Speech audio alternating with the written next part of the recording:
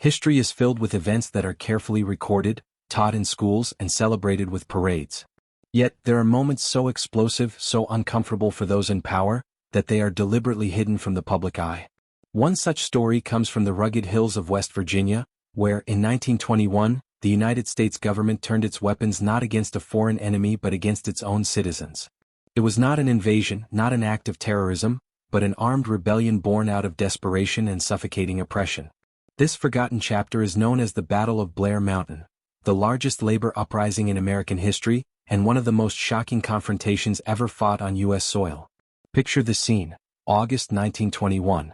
The Appalachian Mountains echo with the rattle of machine guns.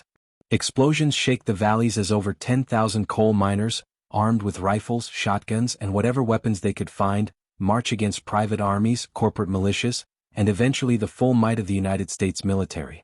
These were not criminals or anarchists. They were fathers, husbands, and veterans of World War I, ordinary American workers who demanded nothing more radical than basic human rights, safe working conditions, fair pay, and the dignity of being treated as men rather than disposable tools. For 5 days, the mountains became a battlefield. More than 1 million rounds of ammunition were fired. Planes dropped bombs on U.S. citizens, a chilling first in American history. Families huddled in terror as the government, allied with powerful coal corporations, waged war against its own people. And then, almost as quickly as it began, the story disappeared. Schoolbooks never mentioned it. Newspapers stopped reporting. Generations grew up never knowing that thousands of their fellow Americans once stood on the edge of civil war in the name of justice. Why was this story buried? Because it revealed a dangerous truth. When ordinary citizens organize and resist exploitation, those in power will stop at nothing to protect their wealth, even if it means turning the full force of the military against their own people. The Battle of Blair Mountain was not just about coal miners, it was about the very soul of American democracy, and whether it could survive unchecked corporate domination. This is not just a story of blood and gunpowder. It is a story of courage, betrayal, sacrifice, and the relentless struggle for dignity. To understand how it all began, we must first step back into the coalfields of West Virginia in the early 20th century, where life for miners and their families was nothing short of industrial slavery. To truly understand why thousands of men risked their lives at Blair Mountain, we must first step into the coal camps of West Virginia in the 1920s. Life there was not merely hard, it was deliberately designed to strip miners and their families of every shred of independence. Historians often call it industrial feudalism, but for those who lived it, the system felt like slavery under a new name. From the moment a miner signed on with a coal company, his life ceased to belong to him. The company owned not only the mine shafts but also the houses, the schools, the stores, and even the churches. Entire families lived in ramshackle company-owned shacks, cramped wooden structures with thin walls where every cough, every cry, and every whispered prayer carried through to the next household. There was no dignity, no privacy. Life was dictated by the constant drone of the company whistle, a sound that did not just mark time but owned it. When it blew at 4 a.m, men rose from their beds like soldiers summoned to war, trudging toward dark shafts that descended hundreds of feet into the earth. Inside the mines, conditions were nightmarish. The tunnels were so narrow that men crawled on hands and knees, choking on dust so thick that each breath cut their lungs like sandpaper. Explosions and cave-ins were routine. Gas leaks turned entire crews into corpses in a matter of minutes. To mine coal was not just to work, it was to gamble one's life daily against death. And if a man lost, a crushed limb, a broken spine, the company discarded him without hesitation, leaving his family to starve. Even the wages miners earned were shackles. Pay came not in US dollars but in company scrip, worthless tokens redeemable only at the company store. Prices there were outrageously inflated. Bread cost more than 5 times the normal rate, boots 3 times as much. It was an economy rigged to keep workers permanently indebted, trapped in a cycle of poverty from which escape was nearly impossible. Women and children suffered equally. Mothers boiled contaminated water that sickened their babies.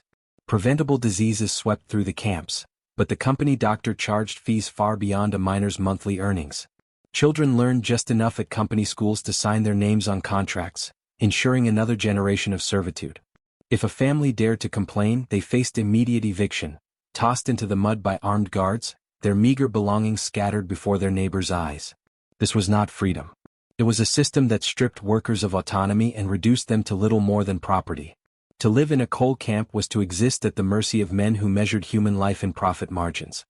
For over 100,000 miners and their families, this was daily reality, a grinding oppression that would one day ignite into open rebellion.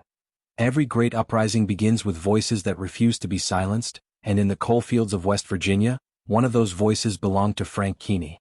Born into poverty and forged by the same brutal conditions that crushed so many others, Keeney rose not through privilege or education but through lived experience. He was not an outsider lecturing miners on theory. He was one of them, a man who had swung a pickaxe in the choking dark, who had buried friends lost to cave-ins, and who carried coal dust permanently embedded in his skin. His authority came from authenticity, and that authenticity made him dangerous to the coal companies. By 1912, Keeney had emerged as a young but determined labor organizer. He was wiry, tough, and carried himself with the hardened edge of a man who had endured too much to be easily intimidated.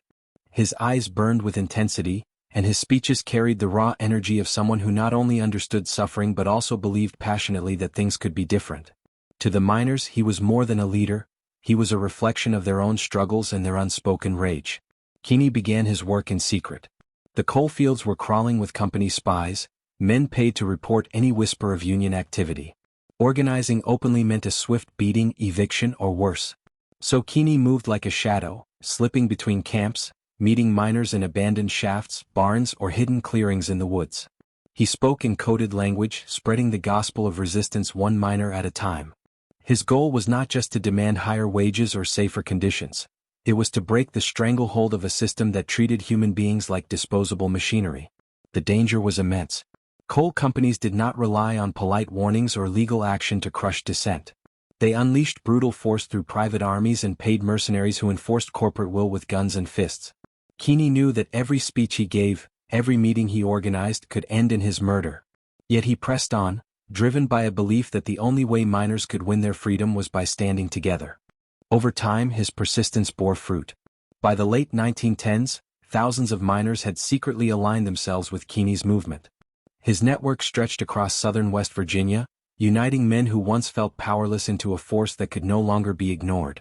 For the coal barons, Keeney was no longer just an agitator, he was a spark threatening to ignite an inferno.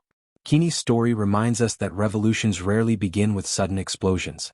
They begin with quiet conversations in the shadows, with one man daring to say out loud what everyone else has only dared to think. In West Virginia, Frank Keeney was that man, and his fire would soon spread across the mountains that if Frank Keeney embodied the hope of the miners, then the Baldwin-Felts detective agency embodied their terror. Hired by coal companies to keep workers submissive, these men were not mere watchmen or security guards. They were armed mercenaries, professional enforcers who operated outside the law and answered only to corporate masters. In the coalfields of West Virginia, their very name struck fear. The Baldwin-Felts detectives arrived in mining towns in sleek black automobiles, dressed in sharp suits that belied their brutality. Beneath their polished appearance they carried rifles, pistols, and machine guns, the tools of intimidation. Their orders were simple: silence union talk, evict rebellious families, and crush any sign of resistance. They were the coal company's private army, and they enforced their will with ruthless efficiency. When the detectives came to a miner's home, there was no negotiation. Families, pregnant mothers, crying children, elderly grandparents, were thrown out into the mud at gunpoint. Their meager possessions were tossed after them, furniture and clothing landing in the dirt while neighbors watched helplessly. It did not matter if the weather was freezing or if the family had nowhere to go. The eviction itself was the point, a public spectacle designed to terrify others into compliance. But eviction was only one weapon in the Baldwin-Felts arsenal. They beat suspected Union sympathizers with clubs, cracked skulls with brass knuckles, and carried out assassinations against organizers who grew too effective. They had no fear of accountability. Local courts, politicians, and sheriffs were often in the pocket of coal companies. For the miners there was no refuge. To speak of unions was to risk not only your job but your life. The presence of the Baldwin-Felts detectives created a climate of constant fear in the coal camps. Children grew up watching armed men patrol their neighborhoods, understanding at an early age that their fathers could be killed for daring to demand fair wages. Wives lived in dread that their husbands would disappear, beaten or shot in the night. Entire communities were held hostage, their silence bought not with loyalty but with terror. And yet, the detectives' cruelty did not extinguish the miners' spirit. If anything, it hardened their resolve. Every eviction, every beating, every murder became another reason to fight back. The Baldwin-Felts men were supposed to preserve order, but in practice, they sowed the seeds of rebellion. They were the iron fist of the coal barons, and like all tyrants who lean too heavily on violence, they only made resistance inevitable. The miners had their organizer in Frank Keeney. They had their enemy in Baldwin-Felts. But what they needed now was a spark, an event so explosive that it would transform simmering anger into open defiance. That spark would come in the small town of Matewan, in a gunfight that would echo across the nation. History often turns on moments when ordinary men refuse to back down. In the coalfields of West Virginia, that man was Sid Hatfield, the sheriff of Matewan. He was not just any lawman. He carried the bloodline of the infamous Hatfield family, known for their Appalachian feuds. Sid inherited their fierce sense of honor and justice, and when the coal companies unleashed the Baldwin-Felts detectives on his town, he chose to stand with the miners rather than bow to corporate power. On May 19, 1920, the Baldwin-Felts agents rolled into Matewan with eviction notices for families who had dared to support the Union. Their mission was simple: throw workers out of their homes and send a message that resistance would not be tolerated. To them it was just another day's work. But they had underestimated Sheriff Hatfield. Hatfield was young, fearless, and deeply respected by the miners.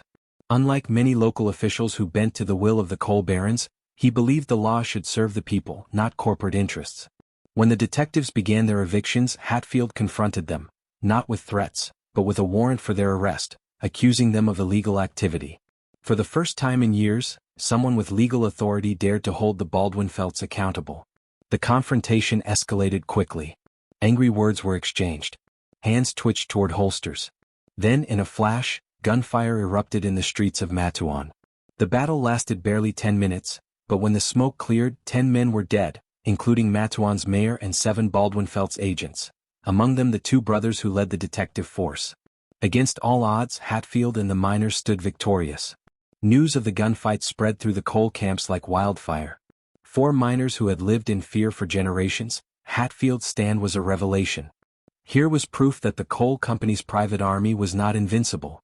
Here was a man who had faced down the most feared enforcers in America and walked away alive. Almost overnight, Sid Hatfield became a folk hero, a living symbol of defiance against oppression. Songs were written about him. Stories were told by firelight. His name became synonymous with hope. But while the miners celebrated, the coal company seethed. Hatfield's victory humiliated them, exposing their vulnerability and inspiring resistance across the region. They could not allow him to remain a beacon of defiance. For more than a year, they plotted revenge, waiting for the perfect chance to strike. The Matewan Massacre marked a turning point. It showed miners that the seemingly untouchable forces of corporate power could, in fact, be challenged. But it also set into motion a chain of events that would push West Virginia into open war. After the Matewan Massacre, Sid Hatfield became more than a sheriff, he became a legend. To the coal miners, he was proof that justice could prevail, that the Baldwin-Felts detectives were not untouchable, and that one man's courage could inspire thousands. But to the coal companies and their allies, Hatfield was a dangerous symbol, one that had to be destroyed. For over a year, they conspired to silence him permanently. The opportunity came on August 1, 1921, when Hatfield was summoned to stand trial in McDowell County. The charges were flimsy, little more than a legal trap designed to lure him into the open. Still, Hatfield understood his duty. To avoid trial would appear as an admission of guilt and tarnish the reputation he had built as a fearless defender of the miners. And so, with his wife Jessie at his side and his close friend Ed Chambers accompanying him, he walked up the courthouse steps, laughing and talking as if the danger were far behind him. But danger was waiting. Baldwin-Felts agents lay in ambush, rifles ready. As Hatfield approached, they opened fire in broad daylight. He was shot multiple times, collapsing in front of his wife's horrified eyes. Chambers too was gunned down, ensuring that there would be no testimony to contradict the assassin's version of events. Jessie, pregnant at the time, was forced to watch as her husband bled to death on the courthouse steps. The killing of Sid Hatfield was not just an execution, it was terrorism coldly calculated to break the miners' spirit. The coal companies wanted to send a message. No hero would save them, no lawman could protect them, and resistance meant death. But the message backfired. Instead of cowing the miners, Hatfield's murder ignited them. His death was too brazen, too cruel, and too public to be forgotten. The sight of a beloved sheriff slaughtered in front of his pregnant wife enraged workers across West Virginia. To them, it was no longer just about wages or conditions. It was about dignity, survival, and justice. The coal companies had crossed a line and there could be no going back. Within weeks, word spread through the camps. Organizers like Frank Keeney called for miners to assemble, not with petitions or speeches, but with rifles and ammunition. The call to arms was clear: gather at Marmot, West Virginia on August 20th. Come ready for war. The assassination of Sid Hatfield was meant to extinguish hope. Instead, it lit the fuse of the largest armed insurrection in the United States since the Civil War. The miners were no longer just fighting for better wages, they were fighting for their very existence. When Sid Hatfield was murdered in cold blood, the coal companies believed they had struck a decisive blow. Instead, they unleashed a tidal wave of fury. Hatfield's assassination became the rallying cry that unified thousands of miners who had endured decades of poverty, humiliation, and violence. In August 1921, word spread across the hills and hollows of West Virginia. It was time to rise. The call went out to gather at Marmot, West Virginia. Men came on foot, on horseback, and by train, carrying rifles, shotguns, pistols, and even leftover military weapons from the Great War. Within days, over 10,000 armed miners assembled, forming what would become one of the largest citizen armies in American history. They were not a disorganized mob. Many were veterans of World War I who understood discipline, strategy, and chain of command. They organized themselves into battalions, set up supply lines, and even developed communication systems. To distinguish themselves, the miners tied red bandanas around their necks, a simple act that gave birth to a word still used today: rednecks. It was not a slur to them, it was a badge of honor, a mark of solidarity in their march for freedom. This Army of the Rednecks was determined to liberate Logan County, where coal companies maintained an iron grip through Sheriff Don Chafin and his private army of deputies. The plan was bold, almost unthinkable: march 60 miles south, overwhelm Chafin's forces, and free the miners still trapped in company-controlled towns. For the first time, workers were not simply protesting, they were attempting to seize control of their own destiny through force of arms. As they marched, the movement grew. Miners abandoned the camps and joined the swelling army, swelling its ranks to nearly 13,000 men. The hills echoed with songs of defiance, while women and children lined the roads, cheering on the fighters who dared to challenge the coal barons' empire. To the miners, this was not rebellion, it was a second revolution, a fight for the same ideals of liberty and justice that their grandfathers had defended in 1776. But standing in their way was Sheriff Don Chafin, a man who ruled Logan County like a warlord. Backed by coal company money, Chafin had fortified Blair Mountain with trenches, machine gun nests, and even reconnaissance planes. He commanded around 3,000 deputies, many of them hired gunmen brought in from across the country. What awaited the miners was no skirmish but a full-scale war. The March of the Rednecks was more than a labor dispute. It was an army of American citizens moving with purpose, demanding dignity, and daring to challenge a system that had enslaved them. Their destination was Blair Mountain, and what awaited them there would determine the fate of the labor movement for generations. By late August 1921, the stage was set for one of the most extraordinary confrontations in U.S. history. On one side stood more than 10,000 armed coal miners, marching with discipline and conviction. On the other stood Sheriff Don Chafin's private army of 3,000 deputies, mercenaries, and hired gunmen, entrenched across the ridges of Blair Mountain. What followed over the next 5 days was nothing short of civil war. The miners arrived first, determined and battle-ready. They were not reckless. Many were veterans of World War I who understood tactics. They organized their forces into companies, carried out night raids, maintained supply lines, and used the rugged terrain to their advantage. Their weapons, hunting rifles, shotguns, and surplus military gear, were modest, but their spirit was unshakable. To them, this was a fight for life, for justice, and for the future of their families. Chafin, however, had transformed Blair Mountain into a fortress. Trenches cut across the hills. Machine gun nests dotted the ridges. His men controlled the high ground, and he even deployed small aircraft for reconnaissance and bombing runs. His defenses would have impressed generals from Europe's battlefields. This was no local standoff, it was modern warfare transplanted to American soil. On August 25, 1921, the shooting began. For 5 days, the mountains roared with the sound of gunfire and explosions. Over 1 million rounds of ammunition were exchanged. The valleys echoed with rifle cracks, machine gun chatter, and the cries of the wounded. Smoke hung heavy in the air as if the mountains themselves were burning. The miners fought with remarkable skill and courage. They captured strategic positions, launched coordinated attacks, and inflicted heavy casualties on Chafin's forces. Some observers believed the miners might actually win, toppling the coal barons' control once and for all. For a moment, the impossible seemed within reach, ordinary workers defeating a corporate-backed army. But the coal companies had an ally far stronger than Chafin, the federal government. President Warren Harding, terrified of a full-scale insurrection, ordered federal troops into West Virginia. Then came the most shocking decision of all. The U.S. military deployed aircraft to bomb American citizens.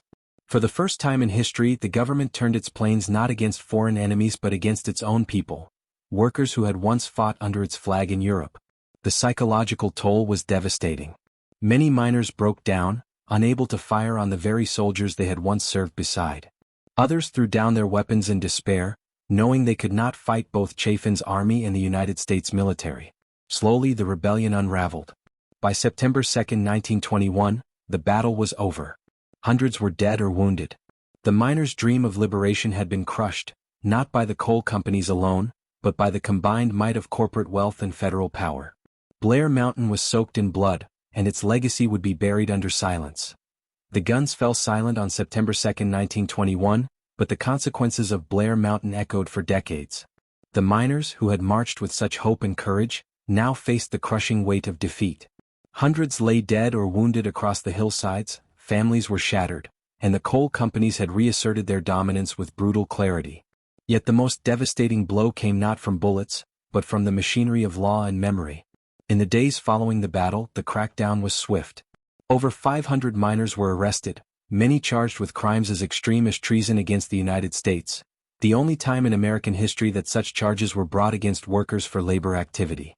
Trials dragged on for years, draining families of what little money they had left.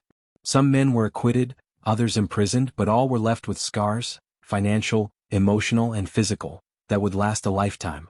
For many families, simply having a father, brother, or son accused of treason was enough to bring shame and isolation.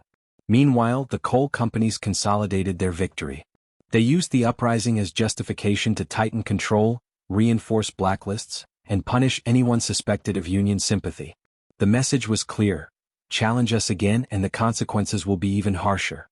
Perhaps the greatest tragedy, however, was what happened, or rather what didn't happen, in the realm of public memory. The Battle of Blair Mountain, the largest armed labor uprising in U.S. history, was systematically erased from the national story. School textbooks ignored it.